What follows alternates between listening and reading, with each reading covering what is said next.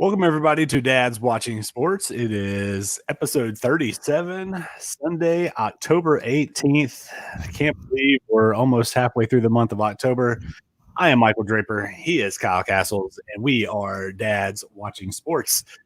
Kyle, we've got a lot to talk about. There's a lot going on in the world of sports, and we'll get into it in just a few moments. But we are obviously noticeably missing one of our compadres here, Matt. If you were listening to last week's show, Matt had this trip planned. I believe he was going to hunt sheep or lamb or billy goats or something. Yes, something with four legs in a mountain, on a mountain. And I remember something about it was going to be bad, so I was thinking it was like a sheep. But Matt texted me later on in this week and said, "Hey, I don't think I'm going to go on the show. I don't think I'm going to go on the trip. I'm feeling a little under the weather. I don't think it was COVID related. Actually, I think he may have gotten a test and turned out negative. But so then he was back. He was on. We were ready to go. And then, man, unfortunately, both Matt and his wife are under the weather. Again, non-COVID related. But Matt and Emma, we hope you guys feel better. And Matt, we will see you next week. But so it's just me and you, buddy, tonight, and I'm excited to get into some highly contested sports debate with you. You know better than you have debated me since 5th grade, and I have won every single one. I don't think that's what you want to do. So are you calling yourself the master debater there, Kyle? I mean, if the shoe fits. Well, we know that shoe doesn't fit. No, this is Dad's Watching Sports. And we want you guys, if you're checking us out on our live stream over social media, thank you. Shoot us some comments throughout the show. We'd love for you to interact with us throughout the show. If you were checking us out wherever you listen to podcasts, do us a favor. Give us a rating, a review. Go ahead and hit subscribe, that subscribe button. I know it's very tempting to do so. Go ahead and do that. And we would love to hear from you. Let us know what we're doing on the show. Let us know what you'd like to see us to change, because we definitely will take any feedback we get, unless it's bad, and we'll move forward with that. So, Kyle, we got a lot to talk about, as I mentioned. Kyle, the first thing, though, I've got to ask you, last week I talked about, we both drive minivans, same model, and I was not changing out the tire, but I was jacking up the car to take a look at the tire because we had a nail in it. And I was very perplexed by the spot and the location of the spare tire / jack, because it was kind of tucked in under the center console in between the front seats in the middle row. So I wanted to see if you had a chance to check that out, and if you had the same perplexed look on your face when you said, "Oh, that's where it is." Yeah, so I did go and look. Okay. It is. Did you take, those of you that do not have a Honda Odyssey, you may not understand this, but did you take the middle seat out of the second row? Yes, I did. So doing that, I think it makes it a little bit easier. Very, very, very, very small margin of error there, though. But then you pull out the floor mat and you pull up on the carpet. And you have that panel, or I don't even know what to call it, that you got it. It is insane. I will say, once you get to it, though, getting it loose, getting it out is a pain and a half. But getting it loose, just that wing nut is not terrible. But yeah, it's not it's in a bad spot.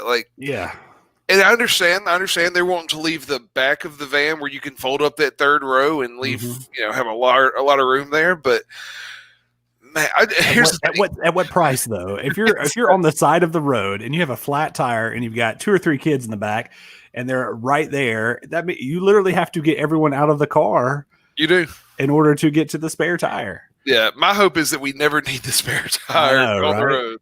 You're not kidding, man. I'm still perplexed by it. Like I've got to take our car in. I believe it's this week, actually. There's a recall. I don't know if you guys saw about the recall on the backup camera, but yeah, we actually saw that. Yeah, so I'm taking it in this week to get that looked at. So I'm going to ask him, be like, man, what in the world are you guys thinking with this spare tire? Because I don't know. Did you take the little the tire and the thing out? I didn't pull everything out. No. So getting it out, not so bad. Getting it back in, however. Extremely difficult. Extremely difficult. So just prepare yourself in the event that you ever have to do that. Honda.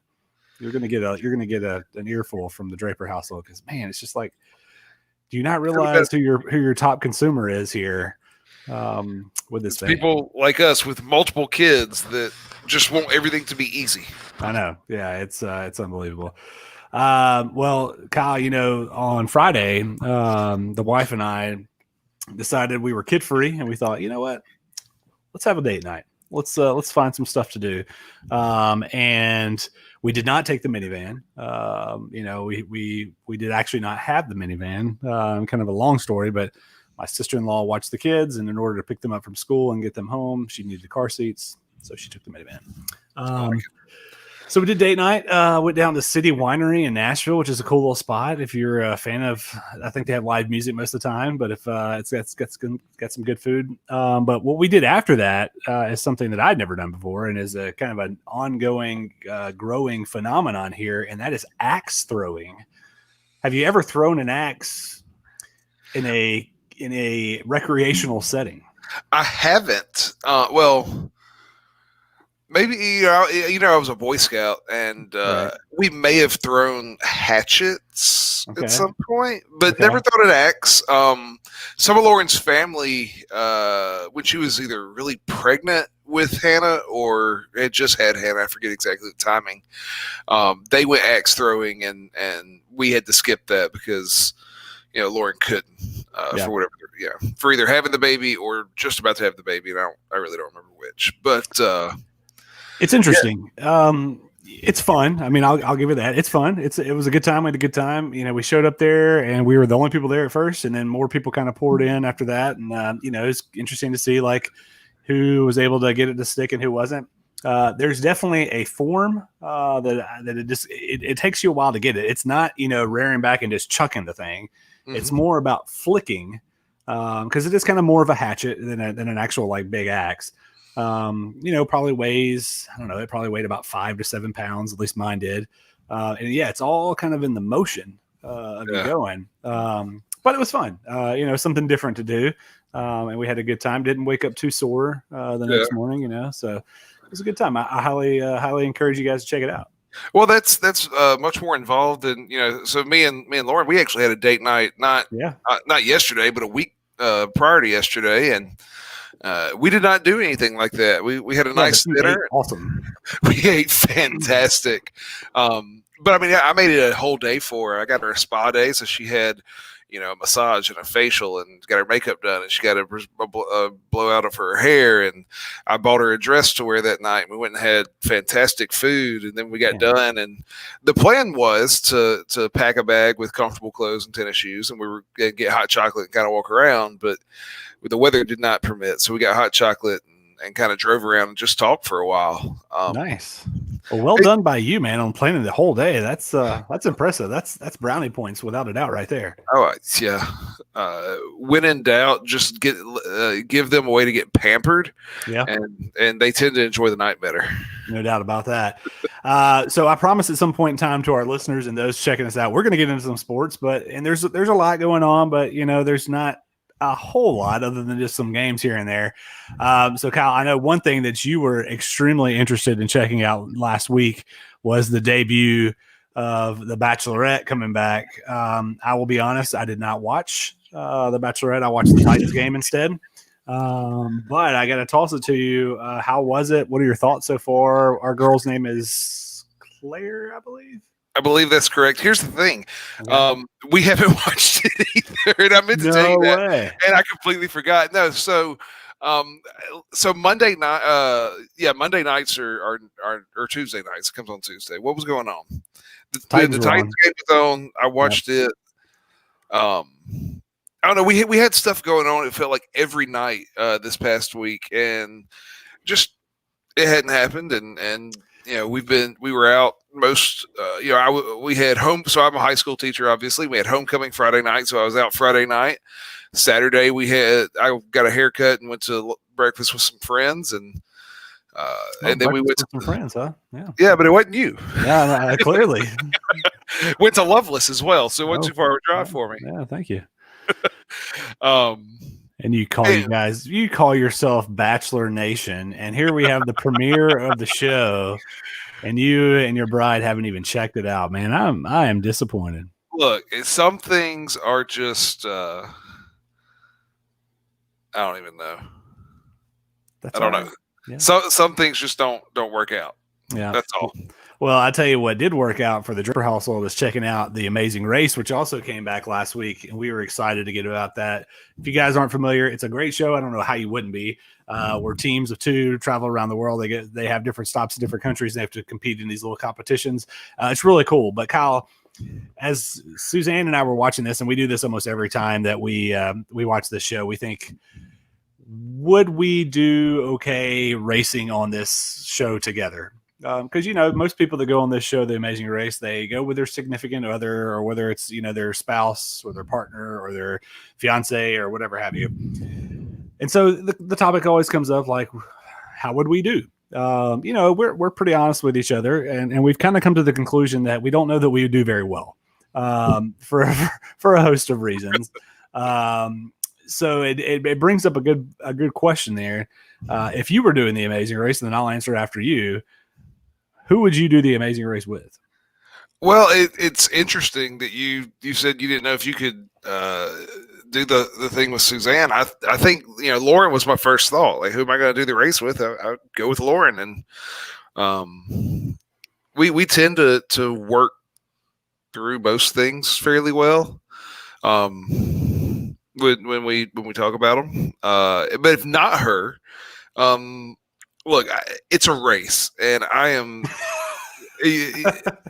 really, really fat. I don't expect to actually win anything that involves racing. Yeah. So give me somebody that I would enjoy spending time with. So if it wasn't Lauren, I'd go Drew Brees. Oh, okay. Oh. Very interesting. Okay, Drew Brees. Well, again, and I'll really quickly give a couple of shout outs. So TJ commented a little while ago saying, "What's up, boys?" and Strikeout Beer, guys. I listen to your show a lot. Y'all got some great beer and drinks that you're promoting on the show. If y'all want to send some up to Nashville, we would be happy to partake and do like a cross, Dad's Strikeout cross show here, without a doubt. Dad's getting drunk. Yeah, I mean, not opposed to that at all. In terms of The Amazing Race, like I said, man, we've talked about it several times, Suzanne and I have, and we could make an attempt. I think we would be really good at some of the strategy stuff. We're very competitive people. We are very efficient people, and so I think we would. I don't think that we would react well to each other if things were not going very well. We'll just leave it at that. And I love my wife, but she'd be the first to admit this. She is not. She does not normally enjoy running of any kind, and so I think she would not really overly enjoy it. I think we could do well, but I was like going through my mind of like, who on earth would I race with? And I was really thinking more like personal relationships here. And the person I came up with was my brother, who he and I are not overly close, but he's very kind of analytical and kind of strategic thinking. He's a decent athlete, so I think he could kind of hold his own. But even though we're not overly close, we don't argue. We never really have, except for maybe when we were like preteen. And so I think we could work together well enough he could strategize. I could push us to get to where we needed to go. And I think we could get it done. So, Philip, if you're listening out there, let's sign up for The Amazing Race and win $1 million and travel the world. And share it with me. Yeah, I didn't get invited to breakfast, so I don't think so. Next TJ time. Comments, never enter a competition with your significant or other. Marriage 101. That may be some very good advice there, TJ. All right, Kyle, we're going to go to a quick break, and when we come back, man, we got to talk some sports. We haven't talked any yet. The Rays punched their ticket to the World Series. We'll see who may be joining them, and we'll talk some NFL. We'll talk some NCAA football, all that more when we come back on Dad's Watching Sports. Y'all stay with us, and we will be right back. Ladies and gentlemen, boys and girls, children of all ages, the Dad's Watching Sports podcast is some exciting news for you. You guys have heard us talk about the RTF Sports Network. You can check out our show there, streaming each and every week on their Facebook page. And, of course, our podcast on Tuesdays and Thursdays at 11 a.m. Eastern. Well, the RTF Network is rebranding to the All Access Sports Network. We're super excited about this and looking forward to providing our listeners all access to the world of sports, and in our case, dad life. Stay tuned for more information about the All Access Sports Network. All Access Sports Network. We are officially moved over from RTF to All Access Sports, and Kyle, it's been good so far. The guys are doing a great job getting that thing rolling. We got some great shows, like I mentioned. Strikeout Beers, a really good one. Mike and the Man Hour is a good one. Triple Shot Sports is a good one. So, if you are not familiar with All Access Sports and you listen to our show, go check them out. They got some good stuff. We are currently not streaming our show like on a Tuesday or Thursday like we did with RTF. We're just going on social media sites, which is good for us because it gives us no time limitations. So, Kyle, we can sit here and talk all day if we want to, man, which is nice. Yeah, I mean, me and you have been known to sit around and just talk all day. So that we have, without a doubt. One thing that we can talk about right now is the Tampa Bay Rays, Kyle, are headed to the World Series. They got a win in Game 7. They were up 3-0 on the Astros, and then everybody was thinking, oh, crap, here we go. The Astros going to make a run. They get it to Game 7. But the Rays come through. They had some really good pitching in that game last night, and they were able to fend off the Astros. So the Rays going to the World Series. We talked about it maybe last show or a few shows ago. You've already got the Lightning out of Tampa Bay who won a title. Now you've got the Rays there. Also, the Bucks are looking really good. Tampa Bay turning into title town. What are your thoughts on the Rays making a push to the World Series? Yeah, I mean, we may not call it Tampa Bay. We may call it Title Bay from now on. Who knows? I like that. Very nice. I had that one planned. Yeah, but you've been saving that one all show. You've been like, oh, I've got a good one here. This is going to go over very well. Good for the Rays. I don't know that it's good for baseball. I think baseball gets more eyes on the World Series if it's Houston instead of Tampa Bay, or Title Bay, as the case may end up being. Oh Lord. Sorry, I actually have the Dodgers Braves game in front of me as we watch this. I think everyone knows this. Lauren is a very, very strong Dodgers fan. I think that's an understatement. Yeah, and I need the Dodgers to win, or she will be inconsolable for a few days if they lose this Game 7. And they just had a wild pitch to move the runners to second and third. It's looking like a rough fourth inning so far for the Dodgers. But that's a kind of a perfect segue. So obviously, once this show comes out, this game's going to be over. You've either got Rays Braves or you've got Rays Dodgers in the World Series. We won't go into picks because we just don't know who it's going to be. But what are your thoughts about just either one of those matchups? Well, look. You can talk about who the two best teams are, and I've had this conversation with my father-in-law a lot over the past week or so. And he talked about how the Dodgers have arguably been the best team in baseball for like 3 or 4 seasons. At least the last 3-4 seasons, and really this thing's gone back about 8 years, where the Dodgers have been right there and just can't quite get over the hump to win a World Series. And it led to a question, and I didn't send you this before the show, but let me just ask you. Sure. Because he asked me, he said, which would you rather your team do? Take a year or two to be great and win a championship and then fall back to the bottom? Because, if you look, that's what – what the Nationals do. They won a World Series, and then they couldn't even make the playoffs. They were dead last in the NL East, right? Do you want that, or do you want a team like the Dodgers who are consistently in the mix, even if they don't ever win a title? And like that Buffalo Bills. Yeah, and that was one of those where it was like, that's a really good question. And I said, I'd rather see my team win a championship, and if we got to have down years after that, at least I can say we got a title. Yep. Where Lauren's sitting here going, we've been the best team in baseball for X number of years. Got him. Turn 2. Oh my goodness. Great play. But the best team in baseball for a number of years, and they don't have a championship to show for it. Yeah, I agree with you. I think I'm definitely on the boards of build a team, win a championship. If they dismantle it, they dismantle it. I think of like the Florida Marlins where they won in like 97 and then like 03 or something like that. And they did that and then just fell completely apart. And now it looks like they're kind of building it back up again. So yeah, I'm on that board too. I think, well, they always say second place is the worst, or second place is the worst, not winner, or something like that. I mean, it's just I absolutely butchered that saying. I apologize, but whatever it is, if you don't win, you're not in first. So look, do Ricky Bobby. If you're not first, you're last. There we go. I should have channeled Ricky Bobby.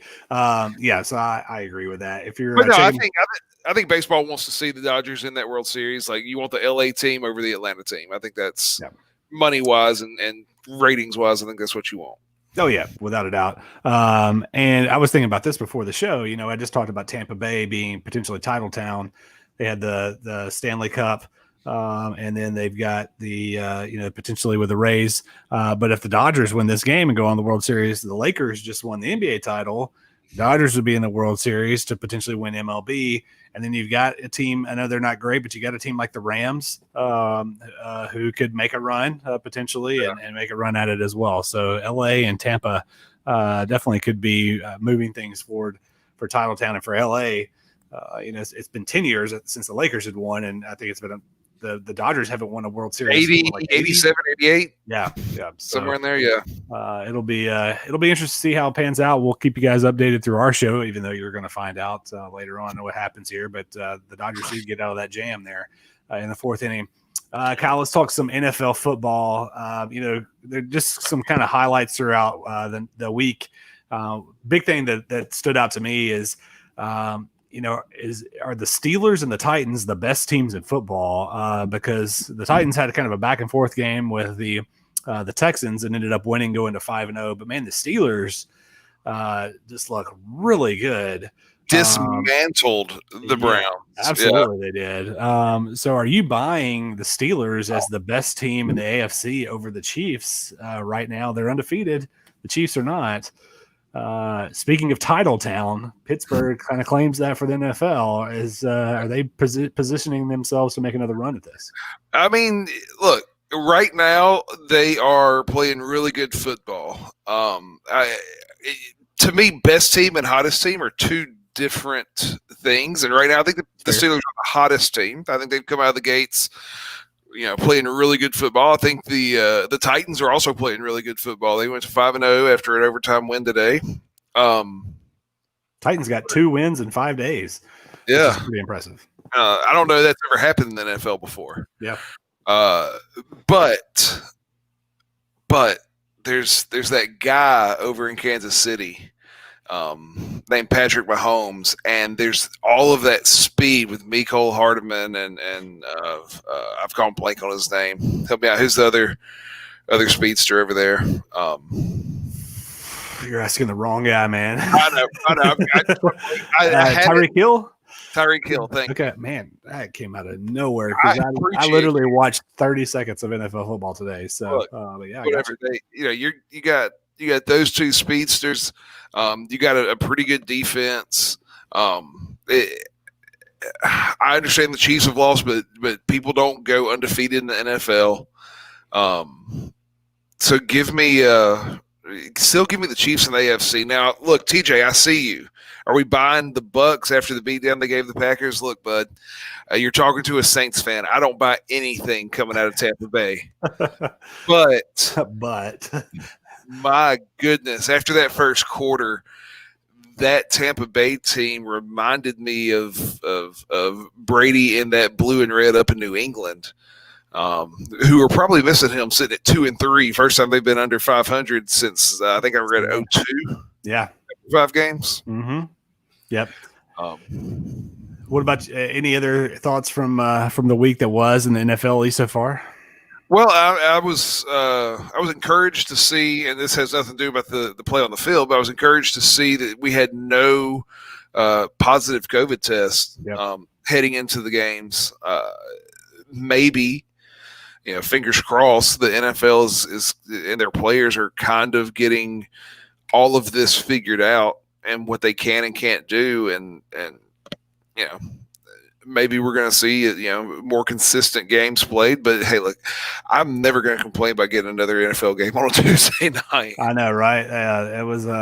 We were getting back to the days of having football almost every night of the week last week, which was fantastic. Yeah, I mean, like I said, the Pittsburgh and Tennessee kind of jumped out to me this week, and I mean, the Titans, man, the way that they just dismantled the Bills on Tuesday night and then came back and they got up and then they played sloppy and let Houston back in, and they ended up winning the thing at the end. The Titans, I think, are for real. Tannehill still playing really well, and I mean, Derrick Henry, what can you say about him?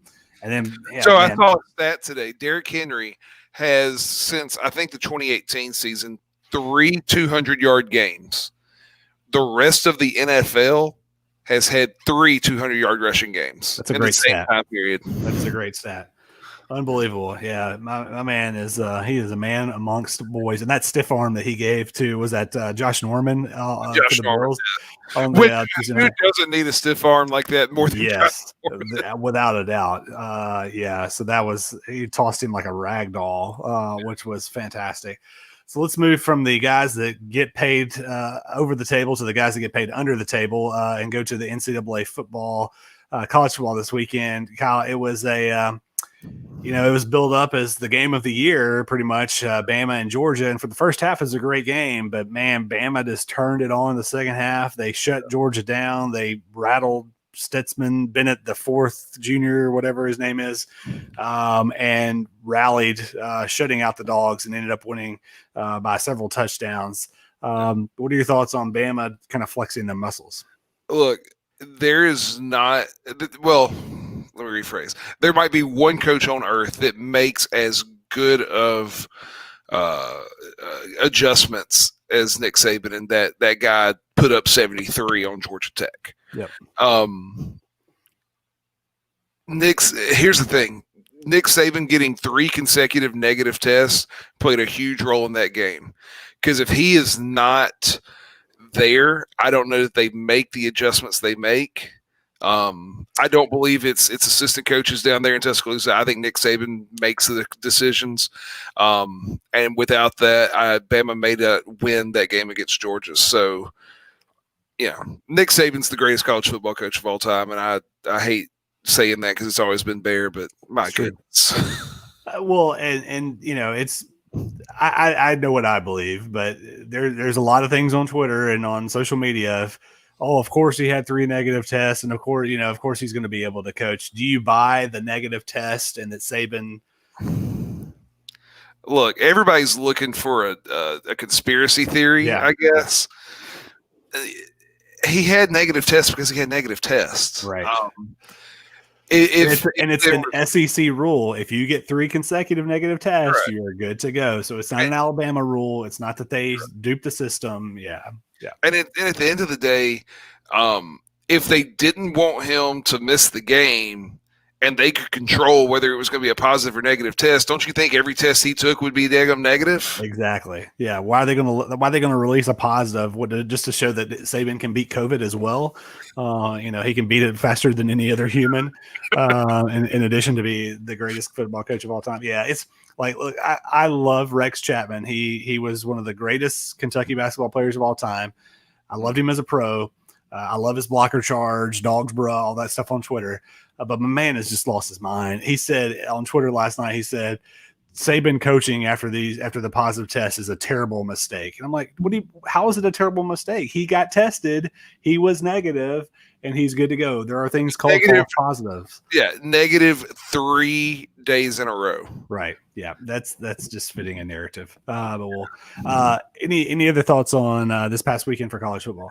Look, Clemson put up 73. I mentioned it already. I got to say it again. They put up 73 against Georgia Tech, and I get that Georgia Tech does not have the dogs, but there is zero reason why any 1A or Division I FBS school should put up 73 on another Division I FBS school, especially when you have 2 in the same conference like Clemson and Georgia Tech that play every year. Yep. The only reason they do that is because Clemson, I said Georgia Tech doesn't have the dogs. Clemson's got some dogs up there, and their big one is Trevor Lawrence pulling the string at quarterback. It's going to be another fun Clemson-Alabama national title game. TJ beat you to the punch. He said, if Bama and Clemson play tomorrow, who's your pick? I'm still convinced Clemson is better team. However, they don't sleep on Bama, but they have to show defense has some big flaws. Yeah, I mean that's what I was going to ask. Are we just delaying the inevitable over the next 2 to 3 months and delaying Clemson, Bama 4? Is that right? 4 out of the last 6. Yeah.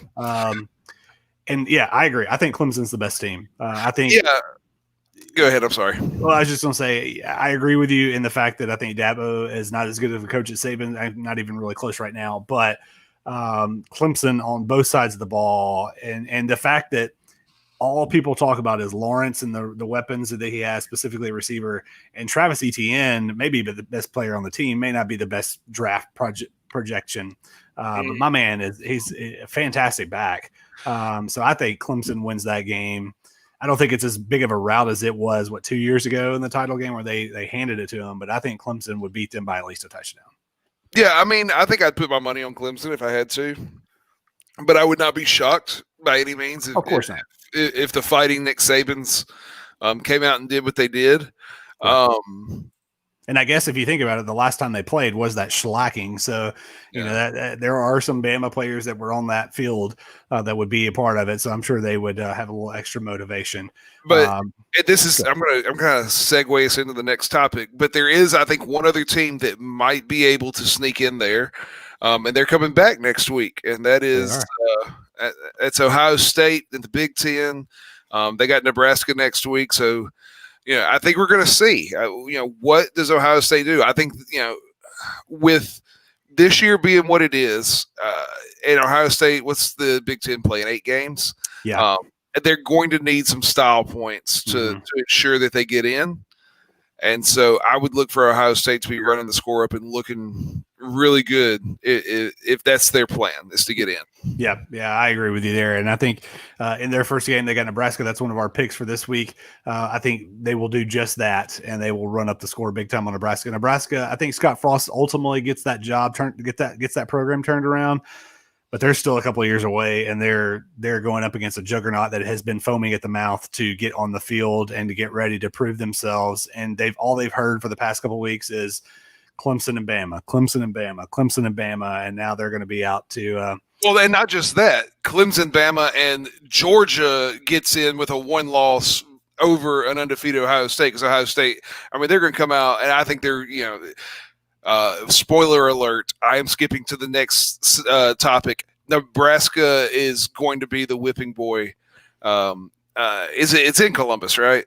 Yeah, it is. Yeah, so Nebraska's taking a long trip to just get beat on. Yep, agreed. What about Iowa State and Oklahoma State? Really 2 teams fighting for, right now at least, top spot in the Big 12. Oklahoma State, really the only Big 12 representative left that has a shot at the playoff. It may just be because I like Oklahoma State and I like Mike Gundy, because I think Iowa State with Brock Purdy back there at quarterback, they're not a bad team, but there's something about this Oklahoma State team that feels different than because they've had some good teams in the past few years, but this one feels a little different, right? I think they do. I'm going to go with Iowa State just because I think that I'm a huge proponent of mass chaos when it comes to the BCS or now the college football playoff, and so I want as many losses across the board as we possibly can have. So we'll see if that, but I'm going with the Cyclones to knock off Oklahoma State and really just kind of blow up the Big 12 having a shot. Last game is. It's the non-Power 5 conference. We're going Cincinnati and SMU. They're both undefeated. They're really the top 2 teams that have a chance to maybe sneak in potentially as a non-Power 5 team. You got the Bearcats going to SMU. Who you got in that game? Look, I think Cincinnati might be one of the top 5 to 7 best teams in the country, honestly. I don't think SMU's that good. SMU's probably in that 15 to 20 range. So give me Cincinnati. I'm going to SMU just because it's at home. And, yep, that's it. And you still around there. And I used to live around there. Yes, I did, and I think they're. I watched a little bit of their game the other night, and so I got to go with that. We'll get a couple of comments here while we're before we switch some topics before we go to break. So Triple Shot Sports says, "What's up, boys?" And then also, and we've been shouting y'all out. It's about time you showed up. We have. We were just talking about you, Triple Shot, earlier, saying people need to check out your show. My Bears 11-5 prediction doesn't look so crazy now. Hey, look, the Bears have surprised me. I will give you that. That they have. They're doing some good. Oh no, nothing like your Angels Cubs World Series matchup this year. Did somebody pick the Angels and Cubs? I picked Angels Cubs. I don't think that was any of us. Maybe maybe that's a Triple Shot Sports shot at the shot, because I don't think any of us did. Last couple of things I wanted to talk about really quickly on college football. Florida State got a big win. They held on. They were up big, and then 31-7, I think. Yeah, and almost let North Carolina come back and win that thing. Probably should have. North Carolina, they dropped some balls kind of late in that game that could have given them a shot to at least kick a field goal to tie it. And then, Kyle, you can call me Homer all you want, but I got to talk about my Cats. Kentucky goes to Knoxville for the first time in 36 years. Kyle, I was 2 months old the last time the Kentucky Wildcats won in Knoxville. And so kudos to the staff, Mark Stoops and the coaching staff and the players. Just put a shellacking, just beat down on the Volunteers, which is always good. And Kyle, I want to tell you this stat because I was kind of thinking about this throughout the day. So you've got a quarterback in Terry Wilson at Kentucky, and yes, I'm going to be a homer here for a second, but I know he's not the best quarterback in the SEC. I know he's not going to be an NFL draft pick. But just think about this. So this guy is 15-5 as a starter at the University of Kentucky. He has ended a 30-plus year streak against Florida. He has ended a 30-plus year streak at Tennessee. He has beaten Penn State. He's won a bowl game. In terms of Kentucky football legacy, you've got Tim Couch, you've got Jared Lorenzen, and a few others. But to say he is 15-5 as a starter, and with those wins, and he has ended those streaks, Terry Wilson is making a name for himself as a legend amongst the Big Blue Nation. Well, but first off, congratulations to Mike Norvell down there in Tallahassee. He needed to win, especially a win like that. So good for the Seminoles. That's one of those things. College football is better when they're up there towards the top of the rankings. So good for them. As far as Terry Wilson goes, look, he's doing things Tim Couch never did. He's doing things Jared Lorenzen never did. At the end of the day, I think you're going to see a lot of players from this Mark Stoops era of Kentucky football, being mentioned and with all the greats in Kentucky history. And I think a lot of that has to do with Mark Stoops. Oh, yeah. He is one of the best coaches in the SEC, and the fact that Kentucky's been able to hang on to him for this long is good for Kentucky and bad for everyone else. If they continue to do what they're doing, I don't know that he stays there much longer, but I didn't think he'd be around this long. And they when he got there, they prioritized football and in terms of money, and they've been able to recruit. And I would have never in a million years thought that Kentucky could be successful by bulking up the interior linemen on both sides of the ball, playing physical, running the football, and playing strong defense. At Kentucky, you've got to have a gimmick, you think, to win. You have to have the air raid, or you got to have a Lorenzen or somebody like that. You don't need the air raid because apparently the air raid doesn't work in the SEC anymore. Apparently it does not. But I would have never in a million years thought that they'd be able to recruit the way that they have and to be able to match up physically with the teams that they have. So kudos to Mark Stoops and their staff. All right, we are pushing past the break, so let's get to a break and we'll come back and we'll talk just all kinds of fun stuff. We'll be right back on Dad's Watching Sports. Coming up next week on Dad's Watching Sports, the guys break down the World Series. That's right, the Fall Classic will have been started, and we'll talk to you about what's going on there. Also, we'll catch you up on some college football and NFL talk as those are in full swing. And I'm sure we'll have plenty of dad topics for you next week. All that and more, and Matt Kirk on next week, Dad Watching Sports.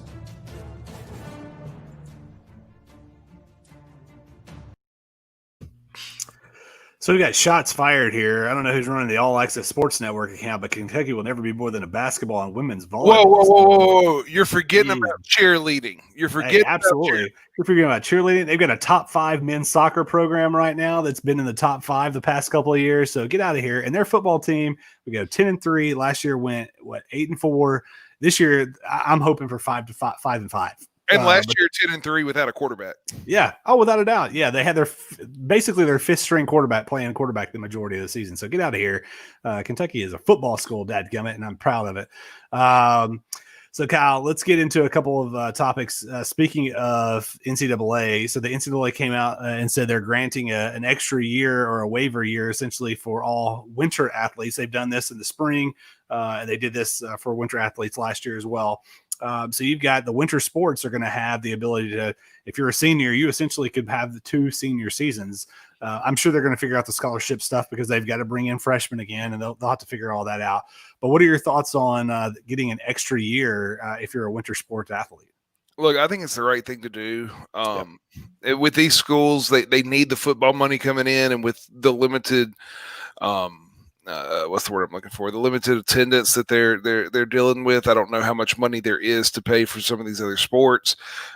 Basketball, I think, can go off without a hitch in most places because those tend to run in the black. But a lot of your other winter sports and really sports other than football and basketball at these NCAA schools, especially at the lower levels, at the 1AA, the 2, the 3, they all run in the red.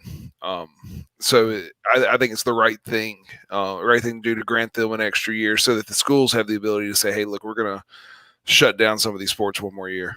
Yeah, I think it's a great idea too, and I think it's putting the kids and the athletes first, which is what they should be doing through every decision that they make, even though they don't. But I think that's I think it's good on them. You know, I was thinking about this earlier today when I was kind of doing some prep. Yes, I actually did a little prep this week. Be impressed. You know, when I think we will really see the result, I don't want to say results, but we'll see a lot of impact from this is not in 2020, 2021, but in 2021, 2022, specifically college basketball, specifically March Madness. When you think of all the upsets that we always see in March Madness, it's always a senior-laden mid-major team that's got juniors and seniors, and now you potentially have a team like that, like a Butler or like a George Mason or VCU or whatever have you. You have those teams, but now they've got guys that essentially had 2 senior seasons that, and those guys aren't going pro. They may have graduated, and if they can get an extra year of eligibility, why not come back? And you're going to have those teams that rely on those juniors and seniors that are going to be much more experienced than some teams like a Kentucky or a Duke or a Kansas or whatever. So I foresee a 2021-2022 chaotic March Madness because of this ruling, which is awesome, and I love it. Yeah, I mean, I think you're right. I think obviously not this year's tournament because I don't know that we get a tournament. Hopefully we do. Oh, we will. There is way too much money that they lost. I think they will find a way to do it. Either it's condensed or it's pods, or they will do something and they will have an NCAA tournament. I hope you're right. But it'll that next tournament. You might see maybe 2 mid-major like Final Four type teams. Yeah, which we had in was it your VCU and George Mason both went. Was I think the last, or Butler and George Mason went 1 year. So TJ says, do you guys think Florida will actually cancel their season if they haven't already? I haven't seen any new news about this. I know Mullen, I guess, has COVID, but I don't think so. I think there's, again, still way too much money to be made. They'll find a way to get some games in and at least get something going on there. Yeah, I think so. So Kyle, a couple of weeks ago, Rafael Nadal won the French Open, I believe, for the 13th time. It's his 20th major in tennis. So a lot of people were talking, now that Rafi's got 20, his counterpart, Mr. This is really embarrassing. I forgot his name. Roger Federer also has 20. You're thinking of top 5 greatest men's tennis players of all time. Both those guys have to be in the mix if they're not 1 and 2. So I'll put it to you first. Who's your top 5 as the GOAT in men's tennis, because women's, it's Serena. We know that, and that's all it's ever going to be. Men's tennis, who you got? Which way you want me to go? 5-1, 1-5. Sure, let's go 5-1. So at number 5, and then 5 it gets a little hairy because you got a lot of different people you could throw in there. You could throw in like Warren Borg, you could throw in Andre Agassi, you could throw in Jimmy Connors, but I went John McEnroe at 5. I did too. So Johnny Mac at 5. At 4, a current player in Novak Djokovic. I think he's going to eventually catch Federer and Nadal there for majors because he's a little bit younger. 3, I got Rafael Nadal. But he's at 3 because Pete Sampras I have at 2. Okay. I feel like Federer and Nadal really had only each other to tend with for most of their career. Djokovic has come in late. I feel like Pete had had better competition, and that's why he didn't win quite as many majors or Grand Slam titles. I mean, he's won a lot. I think he won 18. Does that sound right? And then the greatest men's tennis player of all time is Roger Federer. I don't think there's any question. Well, this is going to be a boring comparison because I have the same 5. They're not in the exact same order, but I do have the same 5. I had number 5. I had John McEnroe. I think he makes it obviously because of his skill, but man, what a character as well. And he brought a lot of attention to tennis. You could say the same probably for Andre Agassi, but I think McEnroe definitely did it first. So I've got him at number 5. Number 4, I've actually got Sampras at number 4. And again, I think 1, 2, 3, and 4, honestly, you could look at those 4 guys and you can kind of put them anywhere. Number 3, I have Djokovic. I do think Djokovic, like you, I think he has the potential he could work his way up to number 1. He's 33 years old. He's got a lot of years left in tennis. He's just a few majors behind both Federer and Nadal. And he has spread it out a little bit more than those guys have, where the Nadal is all French and a few more sprinkled in. Djokovic has kind of spread them out a little bit more, so I think he ends up getting there. And then number 2, I've got Nadal, and number 1, Federer. I mean, I'm agreeing with you there. I think right now he is the greatest of all time until somebody unseats him, which I think Djokovic could if he kind of continues on his trend there. So Kyle, we are knee deep in the presidential campaign and all things election. We're just a couple of weeks away, thank goodness, from getting this disaster over with. But one thing that you always love to hear, and you don't hear this so much anymore. You don't really see all the pomp and circumstances as much anymore as you used to. But everybody would always be banking and waiting on, what's that campaign song? I don't know why, but I always remember, I think it was in 2000. It may have been in 2004, but I'm pretty sure it's in 2000 when George Bush was running for his first election to be elected, not to be reelected. And he had the Wave on Wave by Pat Green. And for whatever reason, that just always sticks with me. Not that it's a great song or that it actually even really fits with a campaign, but for whatever reason, anytime I hear that song, I think of I think of Don't Go Thinking About Tomorrow. I think about Bill Clinton, even though I didn't vote in that election. So if you had to choose a campaign song, if you were running for the highest office in the land, what would be your campaign song that you'd come out to at all these events? Well, you're asking it like it's a theme song or an entrance song, and so it's got to be one that I hope we're going the same place. It sets the tone that I want to set, and so for me, it could be one of 2. Okay, all right? That's by the same artist from the same album. Okay, and if that artist is willing to modify it for me, then it would be Ba Wit'a Ba by Kid Rock, but instead of the Kid Rock at the beginning, it would be Kyle Castles at the beginning. Okay. If not, then I need Cowboy by Kid Rock. Okay. Nice. Okay. Well, we good. We were. I was afraid we were going in the same direction, but we were not. But those are good choices. I mean, Kid Rock is, he definitely leans on the conservative side, so he might be willing to do that for you. What I will say is, I thought about another one, but I thought, no, somebody, and I bet you did this. What's the song? Okay, so when thinking about this and thinking about, okay, what's going to get people jazzed up? What's going to get people energized? What's going to be a little funny to where people are going to be like, are you serious? And then just thinking about the lyrics of the song and what represents America And what represents a real American? I am a real. You're dang right. So my choice is the WWE/WWF intro theme song for Hulk Hogan, The Real American. It says, I'm a real American fighting for the fights of every man. I mean, come on. If you can't get jazzed up about that and be excited about a candidate coming out and saying, hey, I'm here for you, I'm going Real American. I thought that's where you were going, man. Look, that was my first thought, but I was like, no, because I know Mike's going there, and I don't want to do it. So I was looking for something else, and for whatever reason, Kid Rock came to mind. It was either Cowboy or Bawa Taba. I even thought American Badass by Kid Rock as well. Nice. So TJ says for this year, someone needs to have Guns N' Roses' "Welcome to the Jungle." Yep, I believe so. Or if there's a song that says "Welcome to the Blank Show," I think that would also be. Well, I mean, Alice Cooper has a song called "Welcome to My Nightmare." It's fitting. So Kyle, I like to bud these topics up side by side, and so now thinking about I'm a Real American and the Hulkster coming out in his red and yellow and pointing at everybody and doing his little ear thing.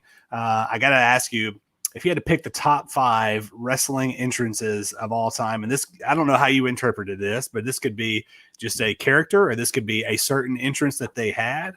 And so I'll toss it to you and then I'll give you my 5 as well. Yeah. So I'll go 5-1 here as well. So number 5, I don't know if you remember this group. This was, one of those probably 97, 98, maybe into 99 WWF Attitude Era groups called the Brood. They were the vampires, right? Yeah, they were the vampires led by Gangrel, but the Edge and Christian tag team came out of that same group. Yeah.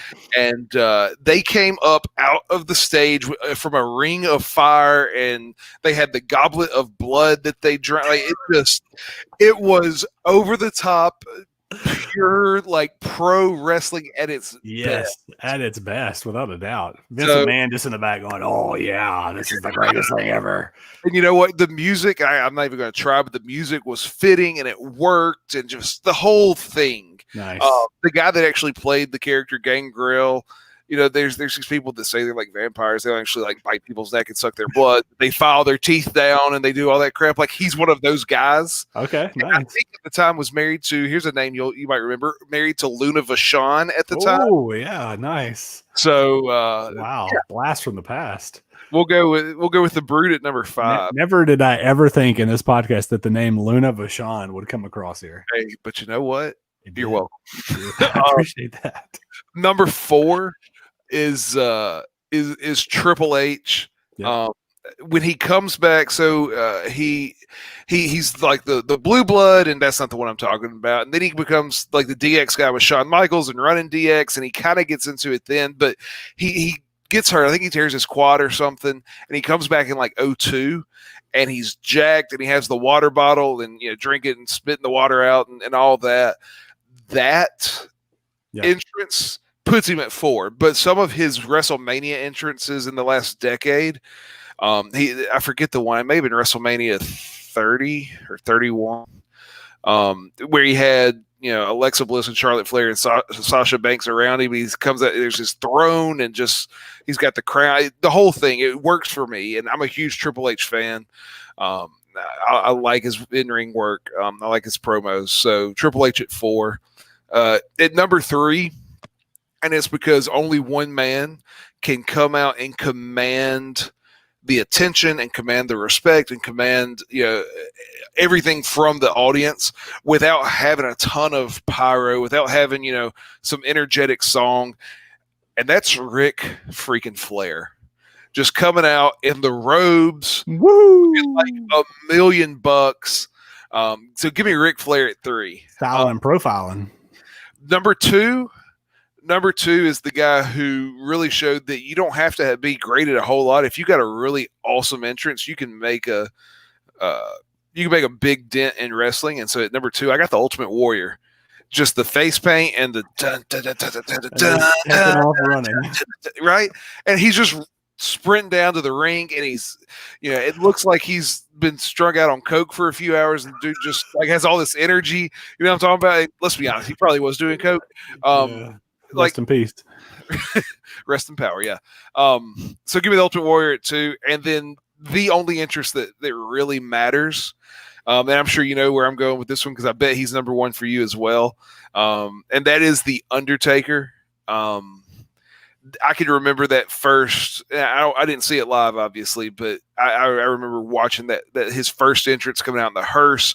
I remember the entrance that he had at the '91 Survivor Series when he took on Hulk Hogan and won his first WWF title, and seeing literally the kids in the crowd crying because they were so afraid of this man, and all he was doing is just walking to the ring. Mm-hmm. But just his presence, and then you go forward into more modern day, and you have that match with Shawn Michaels at what was that, WrestleMania 25, 26, where it's the dark versus the light, and like he comes up from the, obviously I like people coming up from under the stage apparently because he comes up from under the stage and in the fire and everything's dark, and Shawn's coming down from the top with the white light on him, and he's in all. My gosh, that was wonderful. That was good stuff. We'll let TJ get his in here. So TJ's got the Macho Man at number 5. I love it. With the graduation song too. It's awesome. Circumstance. Yeah. Number 4, your Ultimate Warrior. 3, Ric Flair, who's you had. Stone Cold at number 2, and the Undertaker at number 1. Yeah, I mean, I'll get my number 1 out of the way because you guys have both mentioned number 1. I've got the Undertaker too. I think that's without a doubt. I think it's just it's the coolest entrance ever. I'm glad that. The Undertaker's gone through some stages as most WWE characters have. I like the traditional dead man. I didn't like the badass or the guy that was like tried to be like the devil, or where he had Austin was hanging from the cross thing. I mean, just go with the dead man. It works for you. So I got him as my number 1. My number, I'll just go down in order then. My number 2, I've got Stone Cold as well. I think there's nothing overly special about it, but anytime, I mean, if you polled people, or if you just had a random person walk in like Stone Cold does, walks in, flips the bird, grabs a couple beers and does this in just everyday life, every single person that sees that's going to know that's Stone Cold. That guy's being Stone Cold. And so I think that's why I've got him at number 2. My number 3 is going to be a little bit of a surprise here, and I'll explain it. I've got Bret Hart at number 3, and again, his is not like you mentioned, like with Ric Flair. There's no pyrotechnics. There's not a whole lot. But I thought just, the guy comes out, he just struts to the ring. He's got his little thing that he does. And then he always goes out on the side of the ring and he takes off his glasses and he hands it to a little kid outside. So I've got the Hitman just because he's a gracious guy and then shares the wealth of his glasses with a kid. Number 4, there's only that I can remember, at least up until, I don't know, 99, 2000. There's only one person in wrestling history that I can remember where they started his intro from when he was inside his locker room, banging his head against the door, and then they open the door and he starts coming out, and that is Goldberg. And people chanting Goldberg, go, so I think without a doubt he's got to be in the top 5. So I got him at number 4. And then my number 5 is one that you also had. I've got Triple H at number 5. So good list there from all of us. And TJ, thanks for sharing your list with us as well. Kyle, we'll get out of here on this last topic. One thing I wanted to bring up, and I don't know if you've had a chance to watch it or not, but there is a Netflix documentary that was very interesting. I watched over the latter part of last week called The Social Dilemma. And it's all about social media and the somewhat positive, but then also some of the negative influences. And it really got me thinking, a lot of it is about the negative influences and the negative influences on young people. And, we've all got children, and those children are going to grow up and they're going to want cell phones and they're going to want to be on social media and they're going to want to do this and that. So it definitely led me to want to have the conversation. And first off, have you seen it? If not, we don't have to go into a whole lot of discussion about it, but I've got a couple of questions. Yeah. I haven't seen it. I kind of know a little bit about it. And Lauren and I have had the conversation about phones and social media and when that's appropriate and all that. Yeah. Yeah, it's very interesting, and I won't spoil it for anybody that hasn't seen it, but essentially there are 5 or 6 people that worked in the tech media, social media industry. It was, Facebook, Twitter, Google, Pinterest, Instagram, all those big companies. And these individuals have come out to say, like, there are specific algorithms that are being placed on people's accounts that are showing the things that they are trending towards, and it all this stuff about self-image issues and driving division within the country based off of things that you're seeing that's promoting one agenda over the other. And it's just all this stuff that really, as you start to think about it, makes sense. And again, for me, I'm thinking, oh my gosh, like we've got these young kids, and those kids are going to be asking for cell phones and going to be asking, hey, why can't I have this account when my friends have it? Why can't I have this app when my friends have it? And we started talking about that kind of stuff too, of like, what is the age and what's the appropriate level, and when do you start kind of monitoring kids' usage of tablets, and when do you need to set up parental guidelines on those things, and time limits and things like that. And it's so overwhelming to think about that, because we didn't have to deal with that as a kid, and our parents didn't really have to deal with it until the internet kind of came around. So man, it's a scary deal. No, I mean, our parents dealt with it some. I mean, did you have a MySpace? I don't remember you having a MySpace. Not, no. I had a MySpace account. There was a thing called Zanga, which I don't think you had that either. Because I feel like if you did, I would have remembered going to your page a lot. Yeah. Considering we grew up together. But and Zanga was kind of like an online journal, and you just kind of went in and you would post things, and it was stupid, but whatever, people were doing it, so I did it. And we had Yahoo Messenger. Yeah. And I think you had that. I think I remember you on that somewhat. So we had some things, but what it's turned into is, it's crazy. I'm working in a high school every day, and some of the things that I hear, there's Instagram, but these kids are creating what they call Finstas, which are fake Instagram accounts, and that's where they can post things. And I've heard nobody I'm teaching now, but I've heard in the past of girls talking about the types of things they would post on their Finsta account that it's anonymous, it's not them, but everybody that they go to school with knows it's them. And like, there's some things you don't need to put out there that they're putting out. So it's crazy.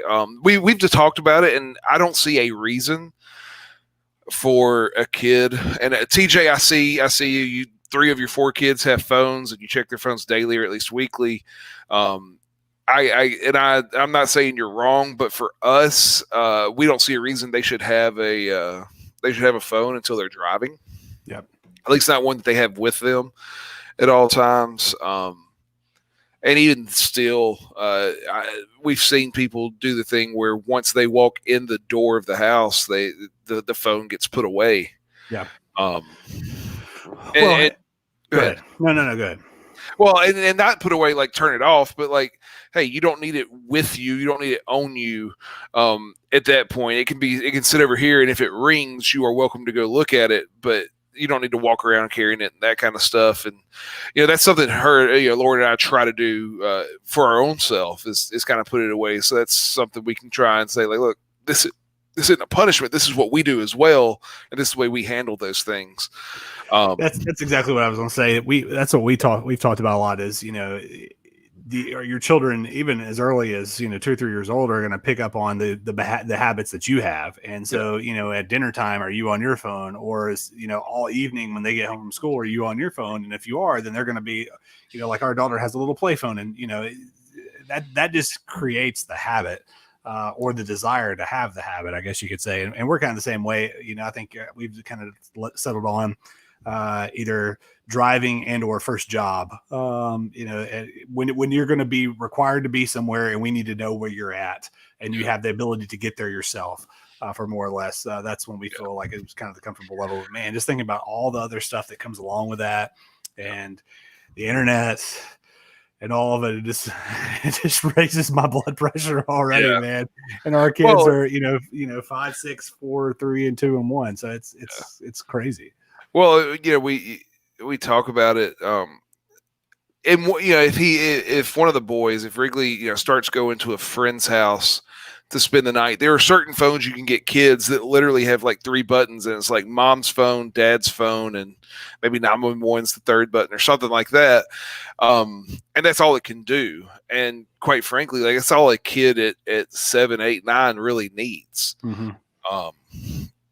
But I can't tell you how many kids I've seen, at 7, 8, 9 walking around with iPhones that have full data that can get on whatever. And I think what you run into, what you tend to see is like this gets kids into things that they shouldn't be getting into as quickly. I'm reminded of a scene. Have you seen the movie Knocked Up? Katherine Heigl and whatever, Seth Rogen. Yeah. There's a scene there where Katherine Heigl is driving her nieces to school, and the niece, the oldest niece, said that she Googled murder. And like, it's not a sexual thing. It's not, but it's something that, the girl's probably 7 or 8 years old. Like, probably don't even be Googling murder. Yeah. So, the kids today are growing up so much faster than me and you did. And we grew up faster than our parents did. And they have information at their fingertips. And not just information, they have the answer to any question that they want to have. Yeah. Right there. And that to me is really scary, because maybe they don't need to know everything at 11 or 12. I completely agree. TJ said we talked about this a few weeks back. There is no right answer here, and I think that's true. I think that's and it's also, a lot of people parent differently and they have different stances, and that's fine. I mean, that's kudos to everybody for doing that. I think it's just whatever you decide as a couple or as a family, how you're going to approach these things. But yeah, it's wild. And I would highly encourage, if you're a parent, to just watch it, and you can take, it's one-sided. I'll give it that. It is completely, they talk about some of the benefits of social media and the internet and cell phone usage, but then a majority of it is against it. And you have to, kind of watch it with a grain of salt from that regard. But it's just very eye-opening to see, again, how things can go from, I have a phone just to call when I need to get somewhere, to being addicted and to being wrapped up in who knows what. It appears that it can happen very, very quickly. So, yeah. All right, my friend. Well, it's been a good show. I appreciate all your info and insight on everything. And we've got, I'm sure we'll have a lot to continue to talk about next week. Matt will be back next week. We'll have a World Series. We don't know who it'll be yet, but we'll have a World Series to talk about. We'll have some more NFL craziness, I'm sure. College football, we got the Big Ten coming back, so we'll be able to talk a little bit about that as well. So we'll have a lot on next week's show, and we got some good guests coming up, not next week, but over the course of the next few weeks. So we're excited about that as well. Kyle, enjoyed it, my friend. It was a lot of fun. All right, we will see you next week on Dad's Watching Sports. Y'all take care. We'll see you next week. Thanks, TJ.